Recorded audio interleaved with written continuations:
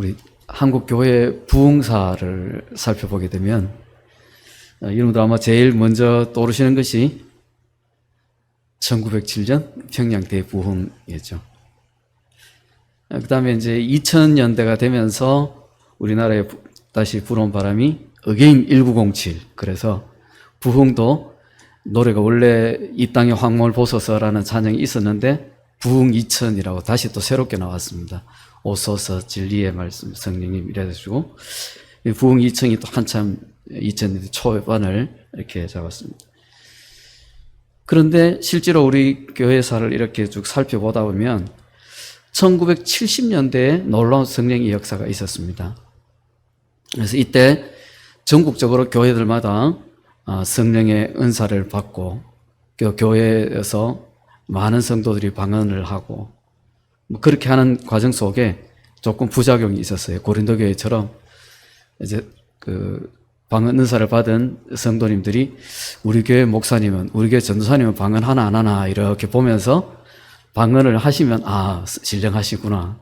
방언을 안 하면 우리 전도사님, 우리 목사님 신령하지 않다. 이렇게 이제 평가하는 그런 일이 있어서 한국 교단에서 공식적인 자리에서 방언 금지령을 내렸습니다. 그래서 교단법으로 이제 공식적인 자리에 방언을 하지 마라 이렇게 하기도 하고, 그러다 보니까 그 무렵에 여의도 순복음교회 조영기 목사님이 우리는 다 된다, 우리 교회로 와라 이렇게 해가지고 서울에서 방언 은사를 받은 또 각종 은사를 받은 성도들이 구름대와 같이 여의도 순복음교회로 향했습니다. 그것이 80년대 초반입니다.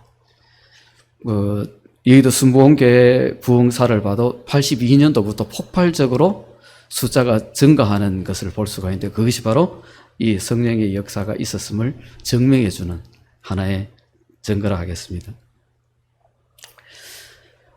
하나님께서 우리 교회를 사랑하셔서 성령의 역사를 주시고 교회의 비전을 주셨습니다. 뭔지 다 아시죠? 주보에 보시면 3대 비전이 있습니다. 그죠? 20세대 이상의 서울 게스트하우스 마련을 위해서, 또 북한의 평양 개성 고원에 아름다운 교회를 건축하기 위해서, 또 청소년 무료급식의 세계화를 위해서 기도하고 있습니다. 이렇게 하나님께서 교회마다 또 각자에게 사명을 주시고 그 사명을 감당하기 위해서 일꾼을 원하십니다. 일꾼 앞에 한 글자를 더 붙여볼까요? 복음 일꾼. 오늘 제목이 뭐예요? 복음 일꾼의 할 일, 이렇게 제목을 정했습니다. 그렇다면 이 복음 일꾼이 무슨 일을 해야 될까? 오늘 읽었던 말씀 중에서 먼저 35절을 같이 읽겠습니다. 시작. 예수께서 모든 도시와 마을에 두루 다니사 그들의 회당에서 가르치시며 천국 복음을 전파하시며 모든 병과 모든 악한 것을 고치시니라. 아멘. 첫 번째로 우리가 복음 일꾼으로서 해야 될 일이 바로 가르침입니다. 누가복음 4장 15절 말씀에 보면 친히 그 여러 회당에서 가르치심에 무수 사람에게 칭송을 받으시더라. 이렇게 말씀하면서 예수님께서 여러 회당에서 가르치셨다 이렇게 말씀합니다. 요한복음 6장에도 보면 이 말씀은 예수께서 가버나움 회당에서 가르치실 때에 하셨느니라 라고 이야기하면서 예수님께서 곳곳에 있는 회당마다, 가는 곳마다 회당에서 가르치셨다는 것을 말씀하고 있습니다. 그렇다면 이 회당이 이 유대인들에게는 어떤 의미일까 한번 먼저 살펴보고 가겠습니다. 첫 번째, 이 회당은 유대인에게 있어서 교회의 역할을 합니다. 바로 하나님 앞에 예배드리는 그런 성전의 역할을 했습니다. 그래서 유대인들은 가는 곳곳마다 회당을 짓고 그 회당을 중심으로 모여서 하나님을 예배했습니다. 그 다음에 학교 역할을 했습니다. 회당에서 이들은 모여서 하나님 말씀을 배우고 또 율법을 배우고 율법을 암송하고 또 탈무드도 배우고 하면서 하나님의 말씀을 깨우쳐가는 지혜를 배우는 바로 그런 학교 역할을 했습니다. 그 다음에는 법원 역할을 했습니다. 이 회당에서 바로 재판이 이루어졌습니다. 재판이 이루어져서 이 회당에서 재판장이 나와서 대제사장 중심으로 재판을 하고, 그래서 사람들의 잘잘못을 가리는 그런 일들을 하고 있습니다. 그래서 회당에서 하는 일들이 굉장히 많죠. 그 다음에 또 이 회당은 마을 회관 같은 그런 역할을 했습니다.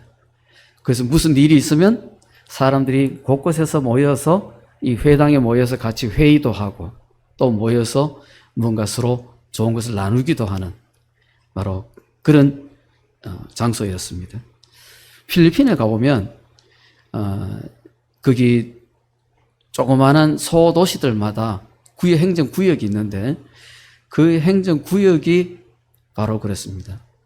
거기서 우리말로 하면 읍장 정도 되는 사람이 거기서 통치권, 행정권도 가질 뿐만 아니라 그 지역에서 일어나는 사건에 대한 재판권까지도 가지는 그런 것을 보고 이 사람들이 그래도 천주교 국가로서의 어떤 성경에 이어져 오는 그런 명목들을 이어서 가고 있구나 하는 그런 생각들을 해봤습니다. 그만큼 이 회당은 유대인들에게 있어서 필수적이었고 가는 곳마다 제일 먼저 했던 일 중에 하나가 바로 모여서 회당을 지었다라는 겁니다. 왜 그럼 예수님께서 이 회당마다 찾아다니시면서 가르치셨는지 아마 이제 충분히 이해가 되었으리라 믿습니다. 마태복음 13장에 보면 이렇게 말씀되어 있습니다. 같이 읽겠습니다. 시작. 고향으로 돌아가사 그들의 회당에서 가르치시니 그들이 놀라 이르되 이 사람의 이 지혜와 이런 능력이 어디서 났느냐 이렇게 말씀합니다.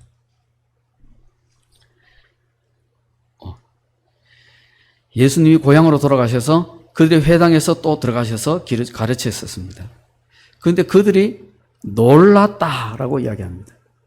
놀랐다. 예수님의 가르침이 왜 놀랐느냐? 예수님의 가르침이 선지자들의 가르침과 달랐습니다. 제사장과 서기관들과 바리새인들의 가르침과 달랐습니다.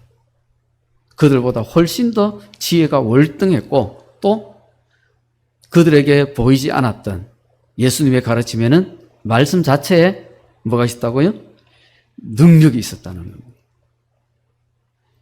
그래서 이 사람들이 들을 때마다 예수님의 가르침에 놀라고 또 예수님을 따라다니기 시작했습니다. 말씀 자체에 능력이 있다는 것은 말씀 듣는 중에 뭐가 나타난다고요?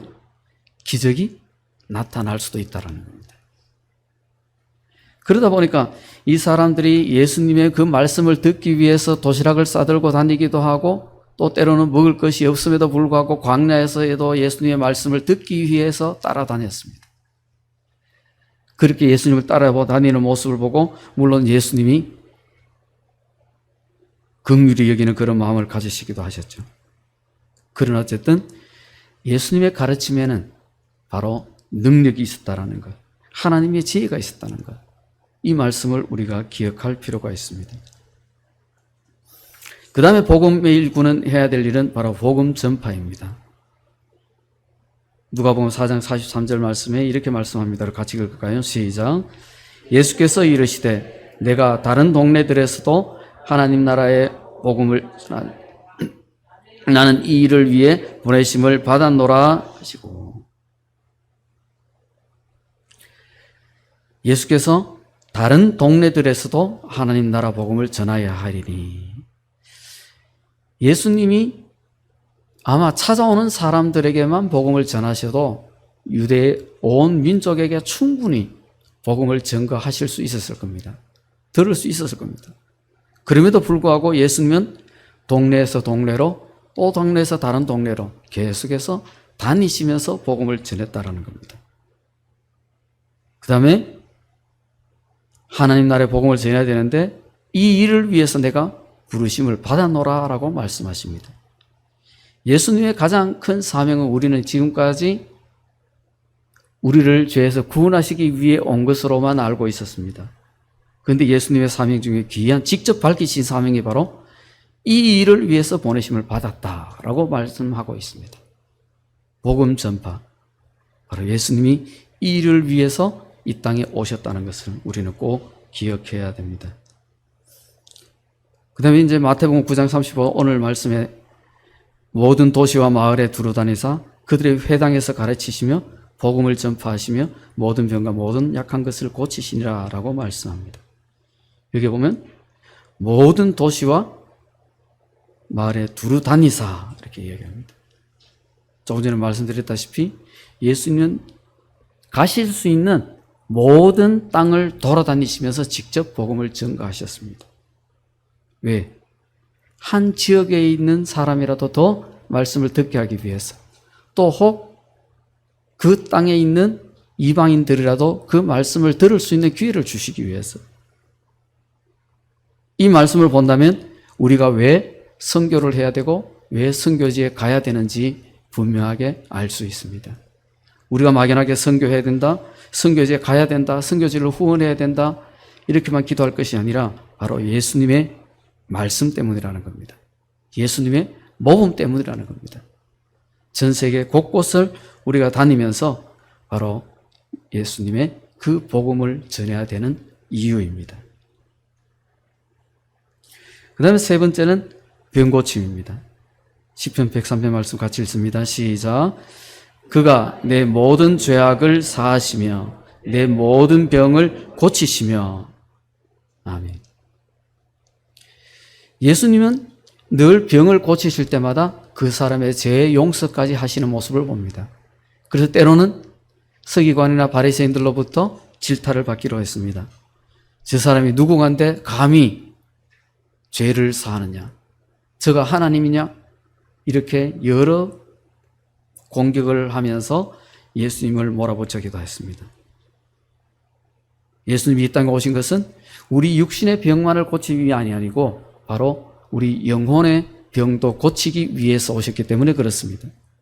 그렇기 때문에 우리도 나가서 단순히 육신의 병만 고치기 위해서 기도할 것이 아니라 바로 우리 영혼에 잘되고 영혼이 고쳐지고 영혼이 회복됨을 위해서도 계속해서 기도해야 되는 이유가 있습니다. 35절에 보면 병에 대해서 이렇게 말씀합니다. 모든 도시와 마을에 두루 다니사 모든 병과 모든 약한 것을 고치시니라. 여기서도 보면 모든 도시, 모든 마을에 두루 다니시면서 모든 병과 모든 약한 것을 다 고쳤다 이렇게 말씀하십니다. 이것은 바로 요즘 은사 집회라든지 이런 데 가보면 늘 말씀하고 있죠. 치유와 회복 사역. 우리가 지금도 예배 시간에 치유 기도를 하고 있습니다. 단순히 고쳐질 뿐만 아니라 이전보다 더 강건할 수 있도록 회복을 위해서도 기도해야 됩니다. 우리가 바로 치유하는 기도도 예수님의 그 사역에 동참하는 겁니다. 예수님을 섬기는 일꾼, 예수님이 찾을 수 있는 그 일꾼들이 당연히 해야 될 일입니다. 그렇기 때문에 우리가 이 일들 하나하나를 지나면서 우리가 하나님 앞에 순종해 나가고 있구나 하는 그런 믿음을 가지시고 확신을 가지시고 하는 일들에 같이 한 마음을 모아서 따라갈 수 있기를 원합니다. 누가복음 7장에서는 이렇게 말씀합니다. 예수께서 대답하여 이르시되 너희가 가서 보고 들은 것을 요한에게 알리되 맹인이 보며 못 걷는 사람이 걸으며 나병 환자가 깨끗함을 받으며 귀 먹은 사람이 들으며 죽은 자가 살아나며 가난한 자에게 복음이 전파된다 하라. 이 말씀은 세례 요한이 예수님에게 제자들을 보내서 당신이 오실 그입니까? 아니면 우리가 또 다른 일을 기다려야 됩니까? 라고 질문했을 때 예수님이 하신 대답입니다. 상식적으로 생각할 때 당신이 오실 그입니까? 아니면 우리가 또 다른 사람을 기다려야 됩니까? 라고 물을 때에 내가 맞다, 아니다, 다른 사람을 기다려라 라고 그렇게 답해야 정상인데 예수님의 대답은 어떻게 보면 좀 엉뚱한 대답입니다. 그런데 요한의 제자들도 더 이상한 반응을 보입니다. 이 말을 듣고 아무런 질문도 없이 그냥 돌아갑니다. 그냥 돌아가서 요한에게 이 말을 전합니다. 요한이 이 말을 듣고 그냥 하나님 앞에서 눈물을 흘리며 감사하는 모습이 아마 그 요한의 영화를 보시면 나옵니다. 왜 그럴까요? 이 말 속에 무슨 의미가 있길래? 빨간 줄로 쳐놓은 것 같이 읽어볼까요? 시작.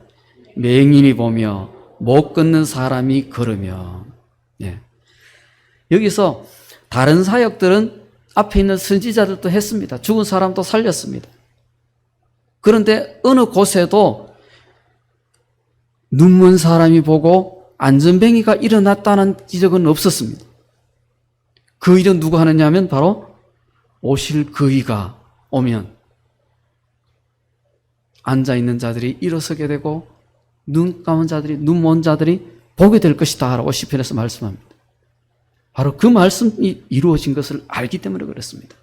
왜? 그들은 이미 구약 말씀을 알고 있기 때문에, 하나님의 말씀을 알고 있기 때문에, 예수님의 맹인이 보면 못 걷는 사람이 걷는다라는 이것이 바로 나로 내가 옴으로써 이런 일들이, 기적들이 일어났다라는 것을 말씀해 주시면서 내가 바로 너희들이 기다리는 그 메시아라는 것을 간접적으로 알려주고 있는 겁니다. 왜? 이 당시에 메시아라고 밝히는 순간 예수님은 사역을 어쩌면 생각했던 그 준비되었던 그때까지 가지 못하고 잡히실 수 있기 때문에 그렇습니다. 여기 숨겨진 암호 같은 이 비밀의 메시지, 이 메시지를 생각하면서 바로 오셔서 오직 예수님만이, 하나님의 신성을 가졌던 그 예수님만이 하셨던 이 일들을 우리가 생각하며 평안에 갔던 그 요한의 제자들이나 그 말을 듣고 하나님 앞에 눈물로 감사 기도하는 그 요한이나 바로 그들이 믿음으로 기다렸던 그 모습처럼 우리 역시 하나님 앞에서 이 예수님, 다시 오실 예수님을 기다릴 수 있는 저와 여러분 되시기를 축복합니다.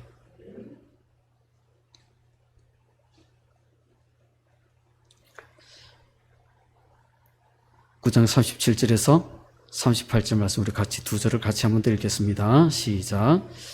이에 제자들에게 이르시되 추수할 것은 많되 일꾼이 적으니 그러므로 추수하는 주인에게 청하여 추수할 일꾼들을 보내주소서 하라 하시니라. 아멘. 이것은 예수님이 제자들에게 주신 명령의 말씀입니다. 추수할 것은 많되 일꾼이 적으니 그러므로 추수하는 주인에게 청하여 추수할 일꾼들을 보내주소서 하라 하시니라. 우리가 하나님 앞에 무엇을 기도해야 되느냐? 물론 예수님이 가르치신 기도가 있지만 또 그 기도 외에도 성령 충만을 구해야 되고 많은 기도들이 있습니다.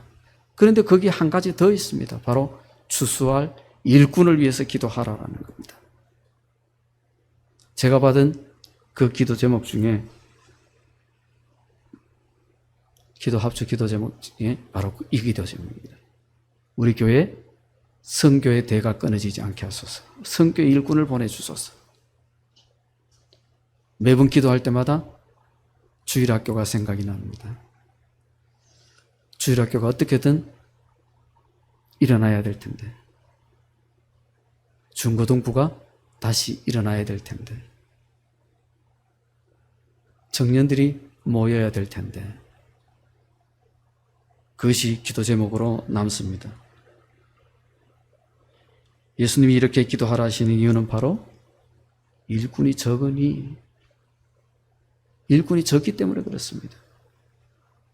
들판을 바라보며 이렇게 말씀하셨습니다. 너희는 추수할 때가 아직 넉 달이 더 있어야겠다 하지만 보라, 들판이 휘어져 추수할 때가 되었다. 예수님이 바라보신 들판은 덜에 있는 그 곡식이 아니라 그 곡식을 비유로 말씀하시면서 추수하게 된, 다 익어가는 그 영혼들을 바라보시며 하신 말씀입니다. 우리가 굳이 전도할 필요가 없습니다. 하나님의 능력으로, 예수님의 능력으로, 성령의 능력으로 한 영혼 구원 못 하시겠습니까? 이슬람의 그 위험한 지역에 우리가 가서 선교할 필요가 없습니다. 왜요? 하나님이 꿈에 한 번만 나타나시면 끝납니다. 이슬람 사람들은 꿈을 워낙 잘 믿기 때문에 꿈에 나타나서 이것이 너희가 믿는 신은 가짜다, 기독교인들이 믿는 그 예수를 믿어야 된다라고 한 말씀만 하면 끝납니다.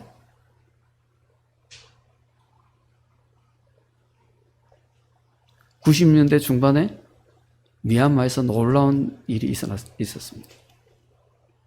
그 불교계 국가에 아주 유명한 스님 한 분이 돌아가셨습니다. 그래서 장례식을 치르는데 이분이 관을 열고 일어났습니다. 거기 모였던 불교를, 그분을 따르던 많은 제자들이 혼비백산이 되었습니다. 그분이 외쳐서 이렇게 말씀하셨습니다. 우리가 믿는 것은 다 가짜다. 기독교인이 믿는 기독교가 진짜다. 그 예수가 진짜다. 실제 이 말은 전 세계에 기사로 있었고 우리나라에는 번역된 기사가 없었습니다. 그리고 나서 그분이 기독교에게 몇 번 불려다니면서 간증을 하셨습니다. 그 이후로 그분의 발자취를 아는 사람은 아무도 없습니다. 그렇게 사람이 일어나서 이야기한다고 해서 믿겨지는 건 아닙니다. 만약 모든 이슬람 머릿속에, 내 속에 하나님이 꿈에 등장하시면 그냥 그걸로 게임 끝입니다. 그런데 왜 하나님이 그렇게 안 하실까요? 누구에게 맡기셨습니까? 바로 예수님이 우리에게 맡겨주신 그 지상 대명령, 땅끝까지 이르러 내 복음의 정인이 되라고 하신 그 명령에 순종할 수 있는 기회를 우리에게 주신 겁니다. 추수할 것은 많습니다. 전 세계 곳곳에 있습니다. 일꾼이 적습니다. 부족합니다. 선교지에 지금 벌써 40대도 보이기 힘들답니다. 50대가 거의 젊은 선교사님 나이에 들어갑니다. 40대 가면 대환영이라고 합니다. 그만큼 지금 선교지가 선교사님들이 노후되고 있습니다. 죄송한 표현이죠. 선교 한국에 모이면 2년마다 모이면 거의 1,500명, 3,000명씩 모였습니다. 그래서 젊은이들 모여서 선교 한국 집회가 끝날 때쯤이면 너도 나도 마지막 날 헌신합니다. 손을 들고 헌신합니다. 1년이 지나면 그 사람들이 온데간데 흔적도 없이 사라져버립니다. 선교학교 지금 은퇴하신 대표 목사님이 직접 하신 이야기입니다. 우리가 이 일꾼을 위해서 하나님께 기도해야 됩니다. 오늘부터 저만의 기도 제목이 아니라 우리 아름다운 교회 모든 성도들의 기도 제목이 되길 원합니다. 하나님, 우리 아름다운 교회에 선교의 일꾼을 보내주소서. 선교의 대가 끊이지 않게 하옵소서. 예수님의 명령입니다. 우리가 이 37절, 38절 말씀 한 번 더 같이 읽고 마치겠습니다. 시작. 이에 제자들에게 이르시되 추수할 것은 많되 일꾼이 적으니 그러므로 추수하는 주인에게 청하여 추수할 일꾼들을 보내주소서 하라 하시니라. 아멘. 같이 기도하시겠습니다. 기도하실 때 하나님, 우리 아름다운 교회를 세워주시고 또 우리 아름다운 교회 선교의 사명을 주셨는데 하나님 혹 이 선교의 사명, 목사님만의 선교가 되지 않도록 하나님 도와주시고 또 우리 대에서 끝나는 선교가 되지 않도록 하나님 우리에게 선교 일꾼을 보내주옵소서. 우리에게 주일학교와 중고등부 청소년 다시 일어날 수 있도록, 청년부가 다시 일어날 수 있도록 하나님 일꾼을 보내주십시오. 같이 기도하시고 우리가 지금까지 이 기도에 혹소홀 했다면 하나님 이 기도가 우리 모두의 기도 제목이 되어서 한마음 한뜻으로 하나님께 기도할 수 있도록 하나님 우리 기도가 속히 응답되어질 수 있도록 하나님 붙들어 달라고 같이 기도하겠습니다.